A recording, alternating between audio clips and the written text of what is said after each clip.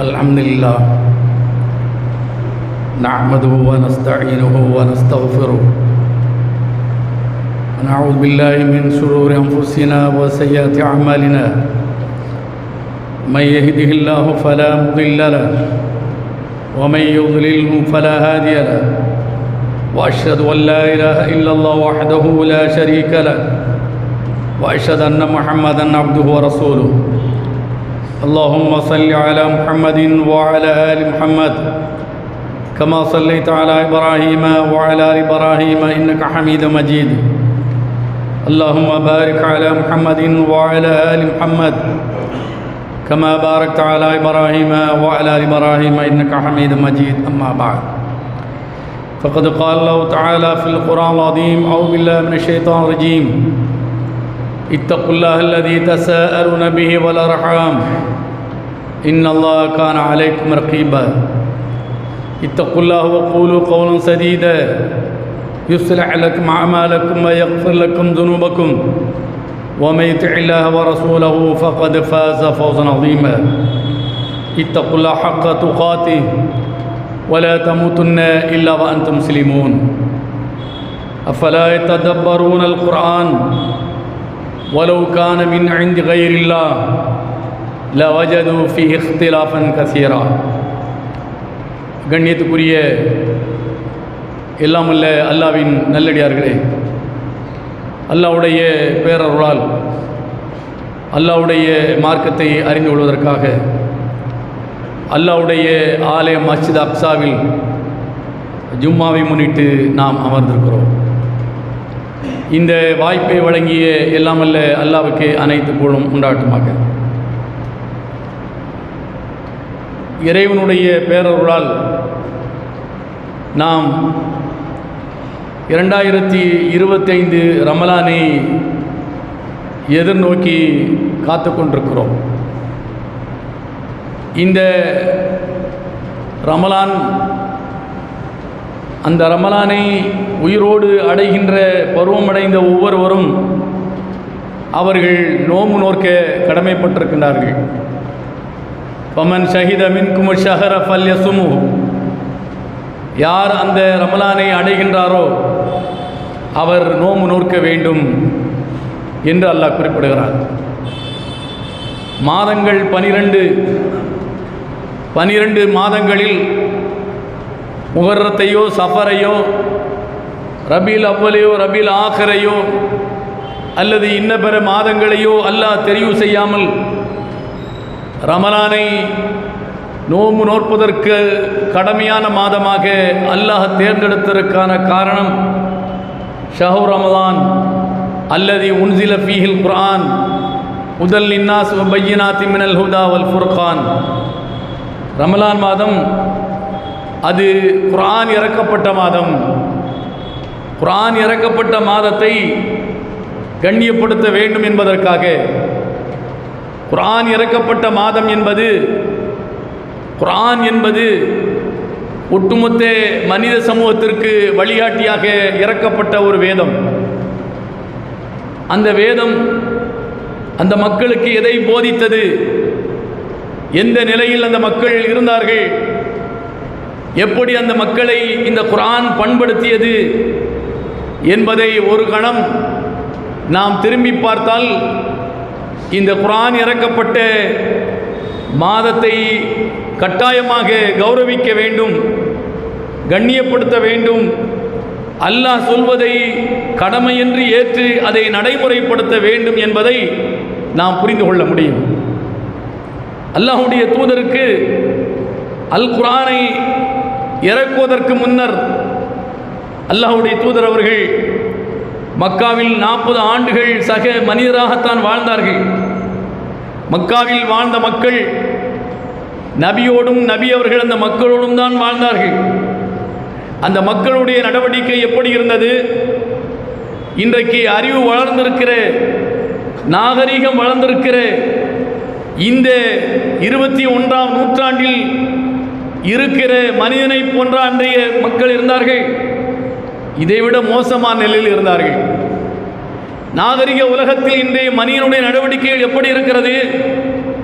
அன்றாடம் மணிக்கு ஒரு நிகழ்வு, சமூக விரோத செயல்கள், அக்கிரமங்கள், அநியாயங்கள் தலைவிரித்தாடுவதை நாம் பார்க்கிறோம். தமிழகத்தில் ஒன்று நடந்தால் ஆஹா ஓஹோ தமிழகத்தில் சட்டம் ஒழுங்கு பிரச்சனை என்று கொக்கரிக்கின்றார்கள். அடுத்த நாள், அடுத்த வாரம் வேறொரு மாநிலத்தில் நடந்தால் அதை கண்டுகொள்வதில்லை. காரணம், வேறொரு மாநிலம் என்பது அது டபுள் இன்ஜின் சர்க்கார், அது மோடி சர்க்கார், அது பாசிச அரசு ஆளுகிற மாநிலமாக இருக்கிறதால் அங்கு நடப்பதை கண்டுகொள்வதில்லை. நாம் பார்க்கிறோம். 2 தினங்களுக்கு முன்னர் மகாராஷ்டிரா மும்பையில் ஒரு முக்கியமான ஒரு பேருந்து நிலையத்தில் ஒரு பெண் ஒரு பேருந்திலேயே கற்பழிக்கப்பட்டிருக்கிற நிகழ்வை நாம் செய்திகளிலே பார்க்கிறோம். எப்படிப்பட்ட ஒரு சூழல் இந்த நாட்டில் இருக்கிறது என்று ஆளரவம் இல்லாத இடத்தில் தான் நடக்கும் என்பதல்ல, ஆட்கள் நடமாடிக்கொண்டிருக்கிற இடத்திலும் கூட அருகாமையில் தான் காவல் நிலையம் இருக்கிறது, 150 மீட்டர் தொலைவில் தான் இருக்கிறது. அப்படி இருந்தும் கூட இந்த அக்கிரமம் நடக்கிறது என்று சொன்னால் இது மகாராஷ்டிரா மட்டுமல்ல, ஒட்டுமொத்த இந்தியாவிலும் இந்த அநியாயங்கள் நடக்கிறது. கோயில் கருவறையிலேயே குழந்தையை கொண்டு போய் பங்கம் செய்கின்ற காரியங்கள் எல்லாம் நடந்து கொண்டுதான் இருக்கிறது. கும்பமேளா என்று சொல்கிறார்கள், கும்பமேளாவிலேயே நடக்கிறது. 14 ஆண்டுகளுக்கு பிறகு மகா கும்பமேளா என்று சொல்லி பக்த கோடிகள் எல்லாம் மொத்த இந்தியாவுமே திரண்டதாக ஊடகங்களிலே பிரகடனப்படுத்துகிறார்கள். மொத்த இந்தியாவில் 1140 கோடி மக்கள் இருக்கிறார்கள், 100 கோடி மக்கள் அங்கு போய்விட்டார்கள் என்று சொல்கிறார்கள்.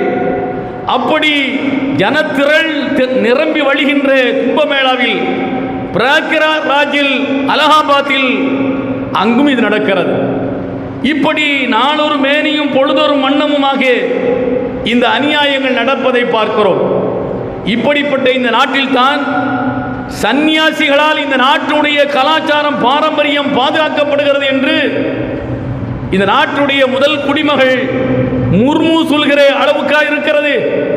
சந்நியாசிகள் இந்த நாட்டில் கலாச்சாரத்தை பாரம்பரித்தால், அதாவது கலாச்சாரம், பாரம்பரியம், பண்பாட்டை அவர்கள் பாதுகாத்திருந்தால் மோடியும் முர்முவும் வந்திருக்க மாட்டார்கள். சன்னியாசிகளுடைய வேலை என்ன? அவர்கள் உலகை துறந்து முற்றாக அத்தனையும் துறந்தவர்கள். ஆதலால் தான் பிறந்த மேனியோடு என்ன செய்கின்றார்கள்? அலைகின்றார்கள். அவர்களுக்கு குடும்பம், பிள்ளை, மனைவி, மக்கள் ஒன்றுமே கிடையாது. அப்ப இப்படி மனித வாழ்க்கைக்கு அப்பாற்பட்டு மிருகங்களாக ஒரு சந்நியாச வாழ்க்கையை, கலாச்சாரத்தை, பண்பாட்டை, பாரம்பரியத்தை பாதுகாக்கக்கூடிய ஒரு வாழ்க்கை என்று உச்சத்தில் இருக்கின்றவர்கள் சொல்கிறார் என்று சொன்னால், இந்த நாட்டில் இருக்கிற மக்களை பண்படுத்த வேண்டும், பாதுகாக்க வேண்டும், அவர்களை நெறிப்படுத்த வேண்டும், அவர்களுடைய உயிருக்கும் உடைமைக்கும் உத்தரவாதம் அளிக்க வேண்டும் என்கிற அக்கறை அவர்களுக்கு இல்லை. இது 21ஆம் நூற்றாண்டில் நடக்கிறது. 20 நூற்றாண்டுகளை, 1450 கிட்டத்தட்ட 14 நூற்றாண்டுகளை கடந்து அல்லாஹ்வுடைய தூதரின் வாழ்ந்த வாழ்க்கை, அல்லாஹ்வுடைய தூதர் வாழ்ந்த அந்த மக்காவை திரும்பி பார்த்தால் இதைவிட கொடுமையாகத்தான் இருந்திருக்கும். அப்படிப்பட்ட கொடுமையான அந்த காலகட்டத்தில் தான் அல்லாஹ் அந்த காட்டு மிராண்டிகளாக இருந்த, மொத்தத்திற்கும் அனைத்துக்கும் முன்னுதாரணமாக திகழ்ந்த அந்த அறிவிலிகளை, முட்டாள்களை பண்படுத்துவதற்குத்தான் இந்த குர்ஆன் இறங்கியது. அப்போ அந்த மக்கள் எப்படி வார்த்தெடுக்கப்பட்டார்கள்? அவர்கள் பொது வழியில் மட்டுமல்ல, தனித்திருக்கிற போது கூட ஒரு தவறை செய்வதற்கு 1000 முறை யோசிக்கின்ற மக்களாக அந்த மக்களை இந்த குர்ஆன் உருவாக்கியது. அப்படித்தானே இல்லையா? நோன்பு என்பது என்ன? குலு வஷரபு ஹத்தா யதபய்யன லக்குமுல் கைத்துல் அபியது மினல் கைத்தில் அஸ்வதி மினல் ஃபஜ்ர் சும்மா அத்திமு சியாம இலல் லைல் என்று அல்லாஹ் சொல்கிறான். நல்ல சாப்பிடுங்க, குடிங்க. எதுவரை? ஹத்தா யதபய்யன லக்குமுல் கைத்துல் அஸ்வது மினல் கைத்தில் அஸ்வதி மினல் கைத்துல் அபியது மினல் கைத்தில் அஸ்வதி மினல் ஃபஜ்ர். அதிகாலையில் வெள்ளை கயிறும் கருப்பு கயிறும் வித்தியாசம் தெரிகிற நேரம் வரை குடியுங்கள், சாப்பிடுங்கள். சும்மா அத்திமு சியாம இலல் லைல், பகலில் நோம்பிருங்கள். பகலில் குடிக்காமல் உண்ணாமல் நாம் எல்லாம் நோன்பு இருக்க கடமைப்பட்டிருக்கிறோம், நோன்பு இருக்கிறோம். என் வீட்டில் உள்ளதை எனக்கு சாப்பிட தெரியாதா?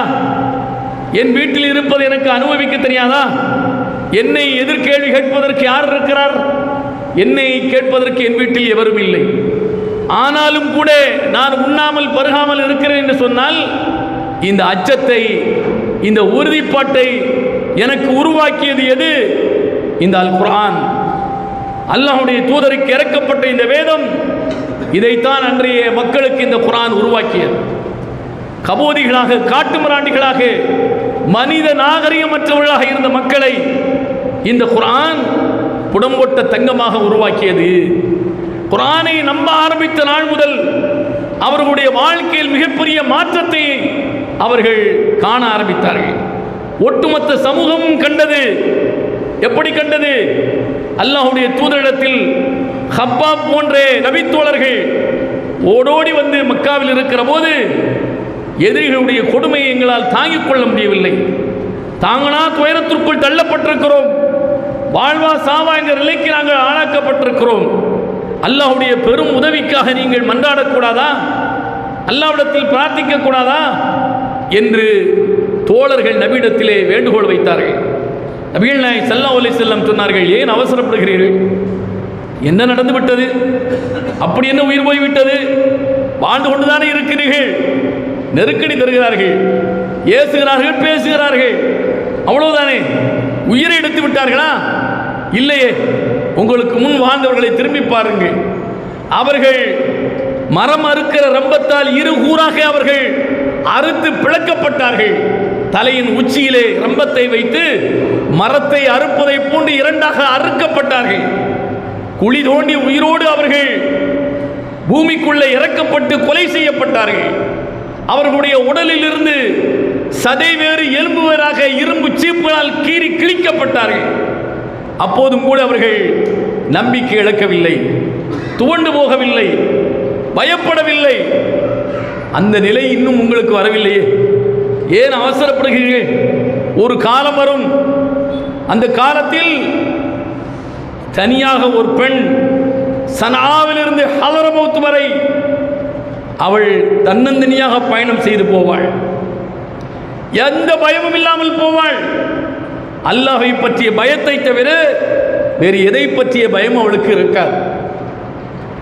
ஆடு ஓநாயை கண்டு பயப்படுவதைப் போல மனிதன் அல்லாஹ்வை கண்டு மட்டும்தான் பயப்படுவான், வேறு எந்த சக்திக்கும் பயப்பட மாட்டான். உயிருக்கும் உடமைக்கும் பாதுகாப்பு உண்டு. அந்த காலம் வரும் என்று நபி அவர்கள் சொன்னார்கள். அந்த காலம்தான் நபி அவர்கள் மதீனாவிற்கு போய் இஸ்லாமிய அரசை நிறுவியதற்கு பிறகு, குர்ஆனுடைய சட்டங்களை நடைமுறைப்படுத்தியதற்கு பிறகு அந்த பாதுகாப்பை இஸ்லாம் வழங்கியது. திருடினால் கைவெட்டப்படும், விபச்சாரம் செய்தால் அவன் கல்லால் எறிந்து கொல்லப்படுவான், கொலை செய்தால் நிரூபிக்கப்பட்டால் முச்சந்தியில் நிறுத்தி அவன் தலை துண்டாடப்படும் என்கிற இந்த பாதுகாப்பு சட்டத்தால் மக்கள் நிம்மதியாக வாழ்ந்தார்கள். எப்படிப்பட்ட ஒரு சூழலை, எப்படிப்பட்ட ஒரு சமுதாயத்தை இந்த குர்ஆன் உருவாக்கியது! இந்த குர்ஆன் அதை சிந்திக்கின்றவர்களுக்கு நிச்சயமாக இதனுடைய தாத்பரியங்கள், இதனுடைய பின் விளைவுகள், இதனால் ஏற்படக்கூடிய மாற்றங்கள் நிச்சயமாக அவர்களுக்கு புரிய வரும். அதை சிந்திக்க மறுக்கின்றார்கள். அதைத்தான் அல்லாஹ் குர்ஆனில் குறிப்பிடுகிறான். அஃபலா யததப்பரூனல் குர்ஆன் வலவ் கான மின் இன்தி கைரில்லாஹ் லவஜது ஃபீ இக்திலாஃபன் கஸீரா. அல்லாஹ் சுப்ஹானஹு 4ஆம் அத்தியாயம் 82ஆம் வசனம். குர்ஆனை இவர்கள் சிந்திக்க வேண்டாமா? ஏன் சிந்திக்க வேண்டாம் என்று அல்லாஹ் சொல்கிறான்? வலவ் கான மின் இன்தி கைரில்லாஹ் லவஜது ஃபீ இக்திலாஃபன் கஸீரா. இது அல்லாஹ்விடமிருந்து இறக்கப்பட்ட வேதம். அதை சிந்தித்தால் புரிய முடியும். எப்படி சிந்திப்பது? எப்படி புரிய முடியும்? அல்லாஹ் அல்லாதவனிடமிருந்து இந்த குர்ஆன் இறக்கப்பட்டிருந்தால் அதிகமான முரண்களை நீங்கள் பார்த்திருக்கலாம். நேற்று ஒன்றை பேசுகிறான் மோடி, இன்றைக்கு ஒன்றை பேசுகிறான். போன வாரம் என்ன பேசுகிறான் என்று இந்த வாரம் தெரியவில்லை. ஒவ்வொரு தலைவரும் முந்தைய வாரம் என்ன பேசினார்கள் என்பதை மறந்து இந்த வாரம் பேசுகிறார்கள். மனிதனுடைய பேச்சில் முரண்பாடுகளை பார்க்கிறோம். எவ்வளவு பெரிய அறிவாளியாக இருந்தாலும் அவனிடத்தில் முரண்பாடுகளை பார்க்கலாம். ஏன்? அவன் மனிதன்தான். மனிதன் என்று சொன்னால் பலவீனம் இருக்கத்தான் செய்யும். எவ்வளவு முதிர்ச்சியானவராக இருந்தாலும் சரி, பலவீனத்திற்கு அப்பாற்பட்டவன் இல்லை மனிதன். மனிதன் என்று சொன்னாலே அவனிடத்தில் நிச்சயமாக இருக்கத்தான் செய்யும். ஆதலால் அவனுடைய எழுத்துக்கள், அவனுடைய பேச்சுக்கள், அவனுடைய ஆக்கங்கள் அத்தனையிலுமே நீங்கள் என்ன செய்யலாம்? முன்னுக்கு பின் முரணை நீங்கள் பார்க்கலாம். அல்லாஹ்வுடைய எழுத்து இருக்கிறதே, அல்லாஹ்வுடைய பேச்சு இருக்கிறதே, இன் அஸ்தகல் ஹதீஸி கிதாபுல்லாஹ், அல்லாஹ் நபிகள் நாயகம் ஸல்லல்லாஹு அலைஹி வஸல்லம் சொல்லி காட்டுகிறார்கள். இன் அஸ்தகல் ஹதீஸி கிதாபுல்லாஹ், அல்லாஹ்வுடைய பேச்சு இருக்கிறதே அதுதான் மெய்யான பேச்சு, சரியான பேச்சு, சத்தியமான பேச்சு. அதில் எந்த முரணும் கிடையாது. அல்லாஹ் ஒன்றை சொல்லிவிட்டால் அதுதான் தீர்க்கமானது, மிகச்சரியானது, காலத்துக்கும் ஒத்து போகக்கூடியது, காலத்துக்கும் பொருந்தக்கூடியது, முரணையே பார்க்க முடியாது. இந்த ஒன்றை போதாதா? இது அல்லாஹ்வுடைய வேதம் என்பதற்கு. ஏன்? அனைத்து காலத்தையும் முக்காலத்தையும் உணர்ந்த பேரறிவாளன். மனிதனுடைய நடவடிக்கைகள் காலத்துக்கும் எப்படி இருக்கும், அதை எப்படி தீர்த்துக் கொள்வது, அதற்கு எது சரிப்பட்டு வரும் என்பதை தீர்க்க தரிசனமாக குர்ஆனின் வழியாக நபிக்கு அல்லாஹ் போதித்திருக்கிறார். ஆதலால் தான் 1450 ஆண்டுகளை கடந்த பிறகும் கூட அந்த சட்டம் தான் மனிதனுக்கு அமைதியை தரும். அந்த சட்டம் தான் சமூகத்தில் உயிருக்கும் உடமைக்கும் பாதுகாப்பை தரும். அந்த சட்டம் தான் இந்த சமுதாயத்திற்கு உத்தரவாதத்தை தரும். அதுதான் அமைதியை தரும். சீரான நிர்வாகத்தை, நேர்மையான நீதியை அதுதான் தர முடியும் என்பதை இன்றைக்கும் சொல்லிக் கொண்டிருக்கிறது. வலியவனுக்கு ஒரு நீதி, எளியவனுக்கு ஒரு நீதி என்று இன்றைக்கு நாம் பார்க்கிறோம். ஆளுகிறவனுக்கு ஒரு நீதி, ஆளப்படுகிறவனுக்கு ஒரு நீதி. நீதிமன்றமே அப்படி நீதியை வாசிக்கிறது என்றால் இதெல்லாம் மனிதனால் உருவாக்கப்பட்டவைகள். மனிதன் ஆசாபாசங்களுக்கு உட்பட்டவன். அவனுக்கு விருப்பு வெறுப்பு இருக்கிறது. வெறுப்பு வருகிற போது எதிர்மறையானவைகளை அவன் தீர்ப்பாக சொல்லிவிடுவான். எதிர்மறையானவைகளை அவன் பேச்சிலே பார்த்து விடலாம். அவனுக்கு விருப்பு வருகிற போது நேர்மறையானவைகளை அவனிடத்தில், அவனுடைய நடவடிக்கைகளில், அவனுடைய பேச்சில் நாம் பார்க்கலாம். ஆனால் அல்லாஹ்வுக்கு விருப்பு வெறுப்பு என்பதே கிடையாது. அவனுக்கு நீதி மட்டும்தான், நியாயம் மட்டும்தான். அவனால் படைக்கப்பட்டவர்கள் அனைவரும் அவனுக்கு அடிமைகள். அவனுக்கு வேண்டியவன் வேண்டாதவன் என்கிற நிலையே இல்லை. ஆதலால் தான் குர்ஆனில் மிக சரியானதை ஒட்டுமொத்த மனிதனத்திற்கும் அல்லாஹ் அறிவுரையாக, வழிகாட்டுதலாக வழங்கியிருக்கிறான். இது அல்லாஹ்வால் வழங்கப்பட்டது என்பதை அவர்கள் சிந்திக்க வேண்டாமா என்று அல்லாஹ் கேட்கிறான். அஃபலா யததப்பரூனல் குர்ஆன், அவர்கள் இந்த குர்ஆனை சிந்திக்க வேண்டாமா? வலவ் கான மின் இன்தி கைரில்லாஹ் லவஜது ஃபீ இக்திலாஃபன் கஸீரா, அல்லாஹ் அல்லாதோரிடமிருந்து இது இறக்கப்பட்டிருந்தால் அநேக முரண்களை நீங்கள் பார்த்திருக்கலாம், அவர்கள் கண்டிருப்பார்கள் என்று அல்லாஹ் சொல்கிறான். அல்லாஹ் சிந்திக்க சொல்ல, வலகத் யஸ்ஸர்னல் குர்ஆன லிذிக்ர் ஃபஹல் மின் முத்தகிர், இந்த குர்ஆனை நாம் சிந்திக்கின்றவர்களுக்கு எளிமைப்படுத்தி இருக்கிறோம். இது அரபி மொழியில் இருக்கிறது என்று நாம் புறமுதுகிட்டு ஓட வேண்டிய அவசியம் இல்லை. அது ஒரு மொழி, அவ்வளவுதான். அந்த மொழியை கற்றுக்கொண்டால் அது என்ன சொல்கிறது என்பதை நாம் தெரிந்து கொள்ள முடியும். அல்லாஹ் அப்படி தெரிந்து கொண்டால் எளிதில் அதை புரிந்து கொள்ளவும் முடியும். அந்த அளவுக்கு எளிமையாகத்தான் அல்லாஹ் தன்னுடைய அறிவுரைகளை குர்ஆனில் உள்ளடக்கி இருக்கிறான். அஃபலா யததப்பரூனல் குர்ஆன், அஃபலா யததப்பரூனல் குர்ஆன், அவர்கள் குர்ஆனை சிந்திக்க வேண்டாமா? அம் அலா குலூபின் அக்ஃபாலுஹா, அல்லது உள்ளங்களில் அதற்கான பூட்டுக்கள் போடப்பட்டிருக்கின்றனவா என்று அல்லாஹ் கேட்கிறான். ஒன்று குர்ஆனை சிந்தியுங்கள், இல்லை உள்ளத்திற்கு என்று அல்லாஹ் பூட்டு வைத்திருக்கிறான்.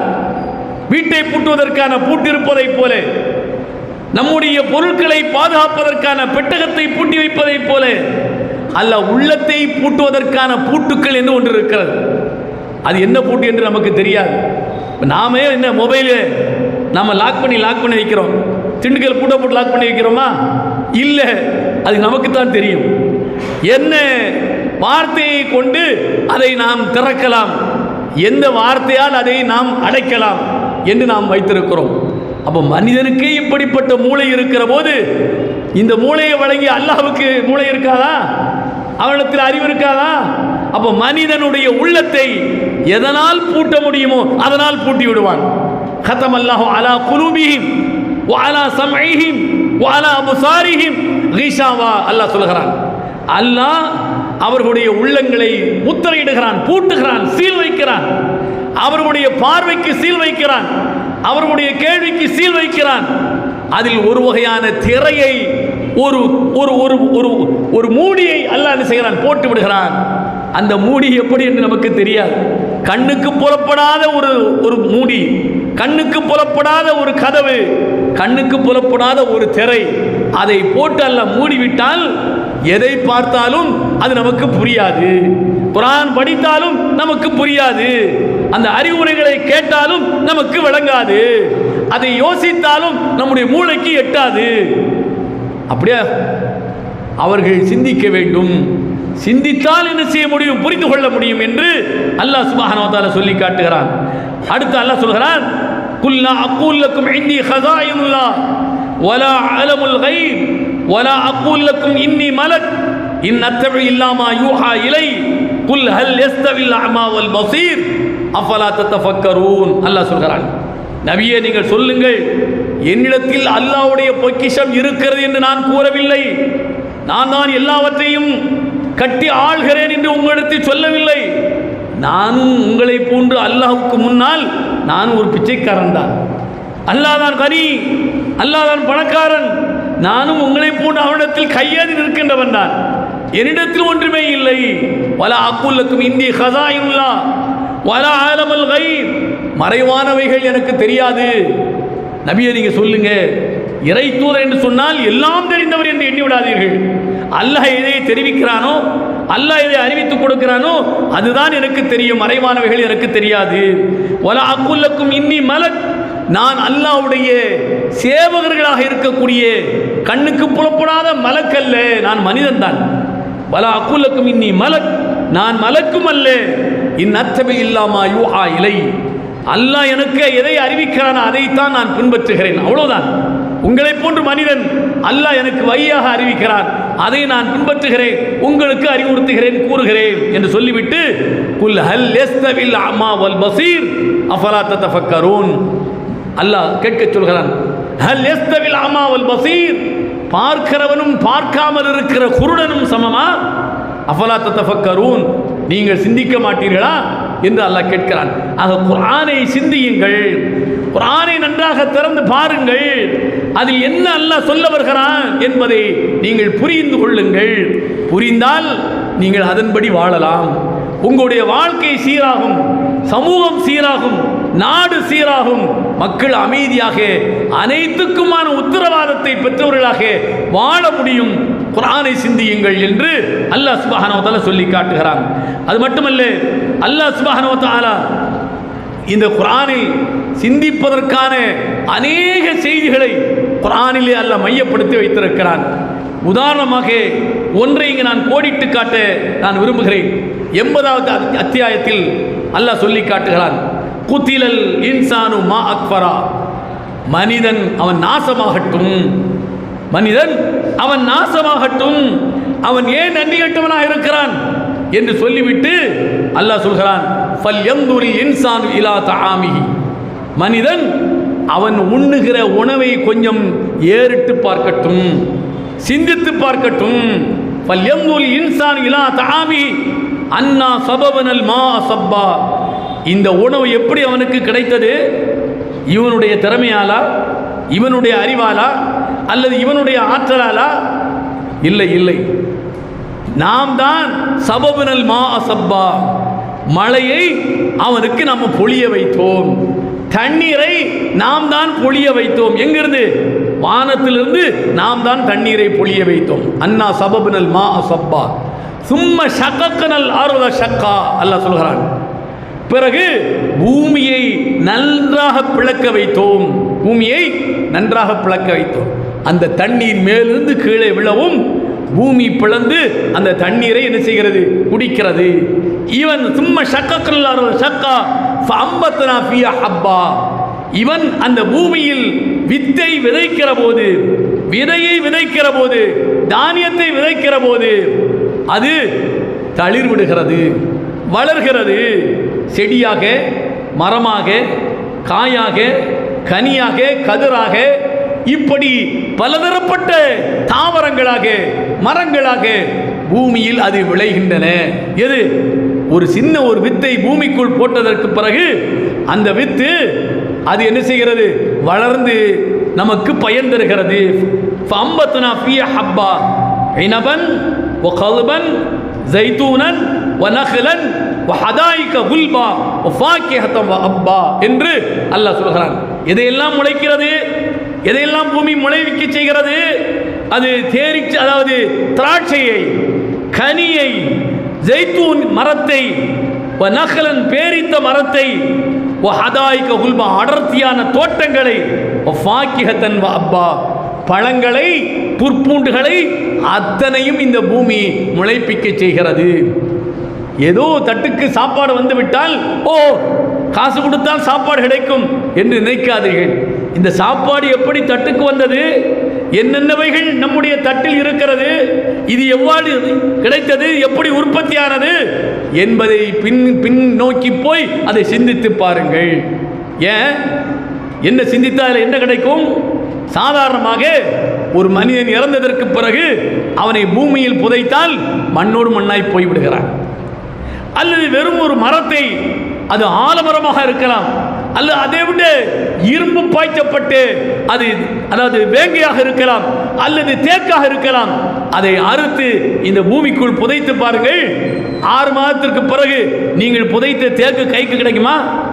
6 மாதத்துக்கு பிறகு புதைக்கப்பட்ட மனிதனை அந்த பூமியில நீங்க முழுதாக எடுக்க முடியுமா? முழுசாக முடியாது. ஒரு இரும்பையை நீங்க பூமிக்குள் போட்டு பாருங்கள், 1 வருடத்திற்கு பிறகு அந்த இரும்பை எடுக்க முடியுமா? பூமி மண்ணோடு மண்ணாய் போகும், மனித உடல் மண்ணோடு மண்ணாய் போகும், நீங்கள் புதைத்த மரங்களும் மற்றவைகளும் மண்ணோடு மண்ணாய் போய்விடுகிறது. ஏன்?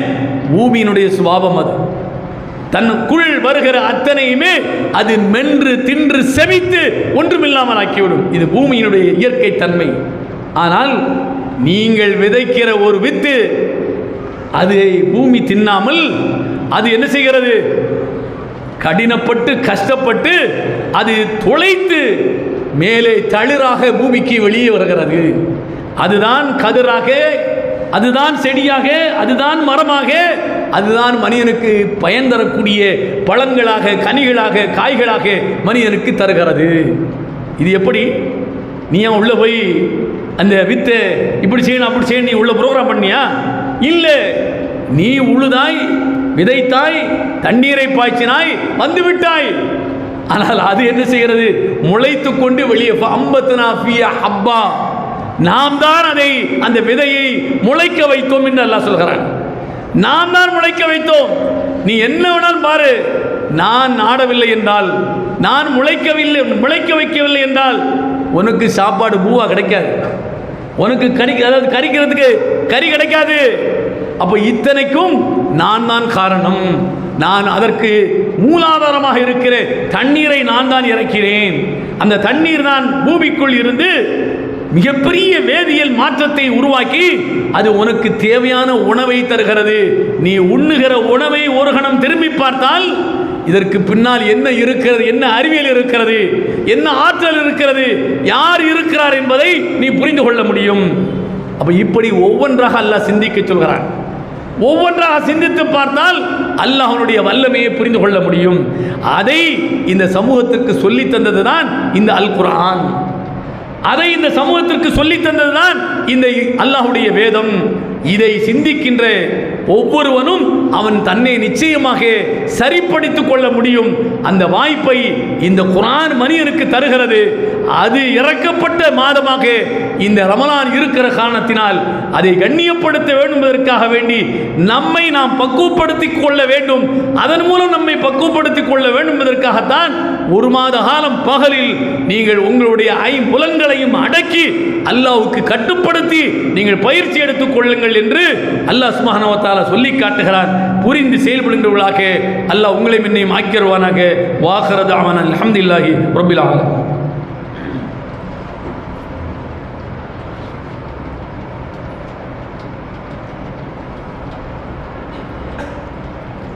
அல்ஹம்துலில்லாஹ் வஸ்ஸலாத்து வஸ்ஸலாம் அலா ரசூலில்லாஹ் அம்மா பஅத்.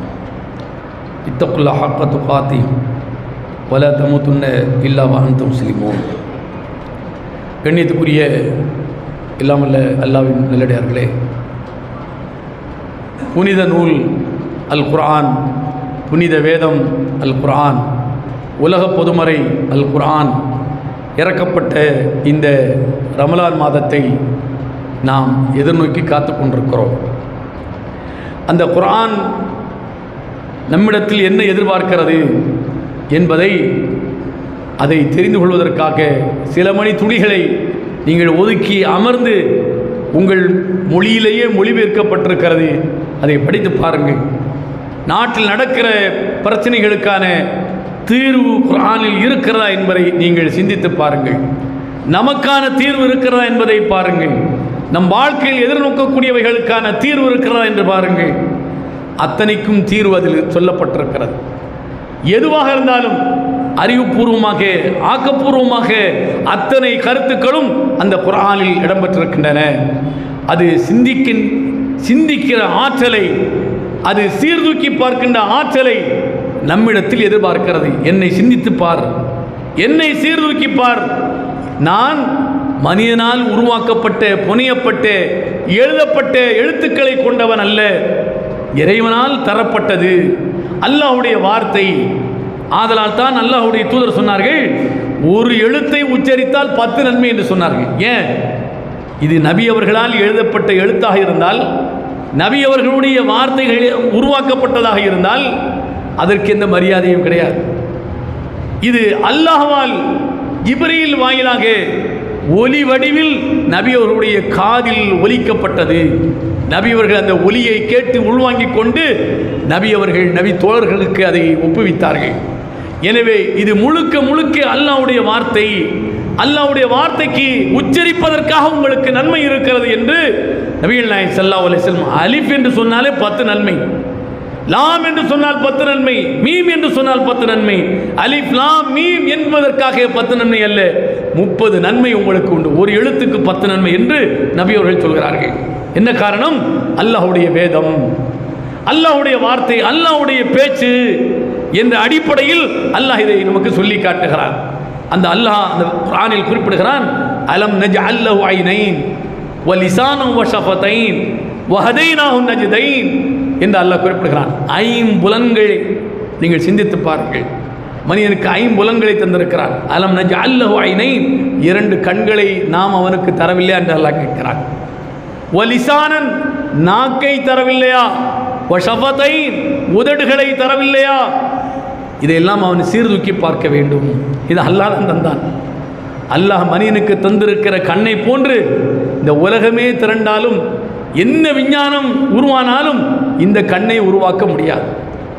எத்தனை பேர் கூடியிருந்தாலும் இந்த கண்ணை போன்று உருவாக்கவே முடியாது. அவ்வளவு அற்புதமான ஒரு படைப்பு. அது இழந்து தவிக்கின்றவரிடத்தில் கேட்டால் தெரியும் இதனுடைய அருமை பெருமைகள்.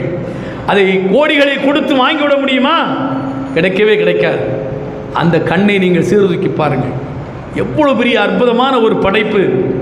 உலகத்திலேயே மெய் சிலிர்க்க வைக்கக்கூடிய மிக பிரமாண்டமான ஒரு கேமரா எது என்று சொன்னால் மனித கண் தான். ஒவ்வொரு உயிரினத்துக்கும் தரப்பட்டிருக்கிற கண். அந்த கண்ணை அவன் சிந்திக்க வேண்டாமா? கண்ணை கொடுத்தது யார்? நாம் தான். ஒரு சின்ன ஒரு பிசுறு, கண்ணுக்கு புலப்படாத ஒரு சின்ன ஒரு பூச்சி கண்ணுக்குள் போனால் அடுத்த நிமிடமே அந்த பூச்சி செத்து போகும். அந்த கண்ணுக்கு பாதுகாப்பு வளையத்தை அல்லாஹ் வைத்திருக்கிறான்.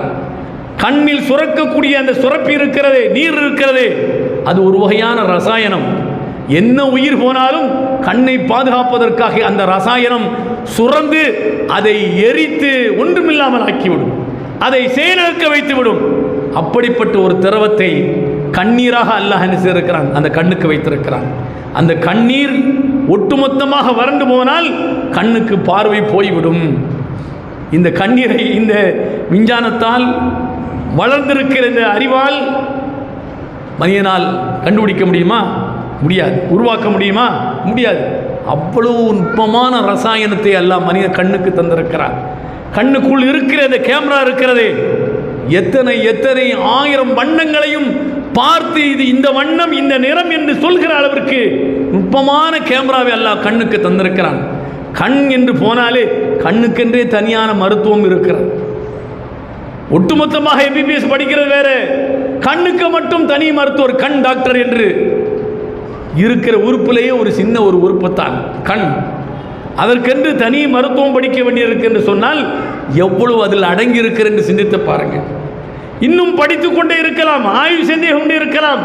எல்லாவற்றுக்கும் முடிவு தீர்வாக அதற்கு பின்னால் அல்லாஹ் என்கிற மகா சக்தி இருக்கிறான் என்பதை புரிந்து கொள்ள முடியும். வலிசான நாக்கை தந்திருக்கிறேன், இந்த நாக்கை சிந்தித்து பாருங்கள். வெறும் சதைதான், அது படுத்துகிற பாட்டை பார்த்தால் ஒரு சமுதாயத்தையே துண்டாடிவிடும், ஒரு சமுதாயத்தையே ஒன்று சேர்த்து விடும், ஒருவனை கொலைகாரனாக மாற்றிவிடும், ஒருவனை சாந்தமானவனாக மாற்றிவிடும்.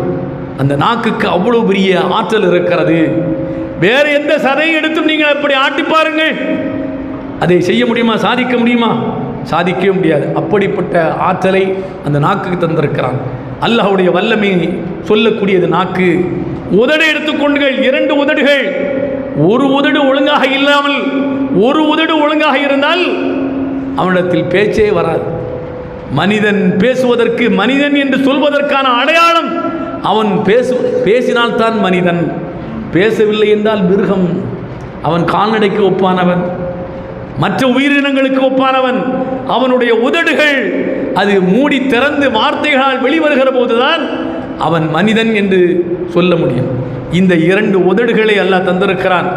உதடை பொத்திவிட்டால் எந்த மொழியையும் நீங்கள் வரவழைக்கவே முடியாது. என்ன சொல்ல போகிறேன், நான் என்ன சொல்ல வருகிறேன் என்பதை நீங்களும் புரிய முடியாது, யாரும் புரிய முடியாது. அப்படிப்பட்ட ஒரு உதடை, 2 உதடுகளை எல்லாம் தந்திருக்கிறான். இதெல்லாம் சிந்திக்க வேண்டாமா என்று அல்லாஹ் கேட்கிறான். 5 புலன்களில் முக்கியமானவைகளை நான் தான் தந்திருக்கிறேன். அப்போ நேர்த்தியாக கண்ணுக்கு கீழ் மூக்கு, மூக்குக்கு கீழ் உதடுகளை தந்து அழகாக பார்த்து ரசிக்கும்படியாக மனிதனை அழகான உருவத்தில் படைத்திருக்கிறேன். சிந்தித்து பாருங்கள். இப்படியெல்லாம் குர்ஆனில் அல்லாஹ் அறிவுபூர்வமான ஆக்கப்பூர்வமான கருத்துக்களை தந்ததால் இது எவ்வளவு பெரிய அறிவு பொக்கிஷம், எவ்வளவு பெரிய களஞ்சியம். அந்த களஞ்சியத்தை பெற்றிருக்கிற இந்த சமூகம் எப்படி அந்த குர்ஆனை இன்றைக்கு பார்க்கிறது, எப்படி அந்த குர்ஆனை அணுகிறது, எப்படி அந்த குர்ஆன் வழி நடக்கிறது என்பதை ஒவ்வொருவரும் உங்களுடைய மனசாட்சியை தொட்டு கேளுங்கள். அதை கேட்பதற்கான, அசைவூட்டு பார்ப்பதற்கான மாதம்தான் இந்த ரமலான் மாதம். அந்த ரமலான் மாதத்தை இந்த வகையில் நீங்கள் பயன்படுத்தி கொண்டால் நிச்சயமாக அது உங்களுக்கு மறுமையிலும் இம்மையிலும் உங்களுக்கு பலன் தரும் என்று கூறி இந்த புனித ரமலானின் நோக்கின்ற நோன்பாளிகளுக்காக நம்முடைய அக்ஸா நிர்வாகத்தின் சார்பாக கஞ்சி மற்றும் இதர ஏற்பாடுகள் செய்யப்பட்டிருக்கிறது.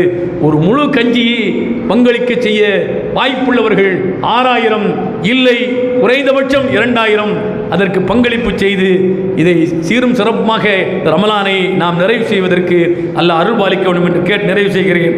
வாஹிர் அல்ஹம்துலில்லாஹி ரப்பில் ஆலமீன்.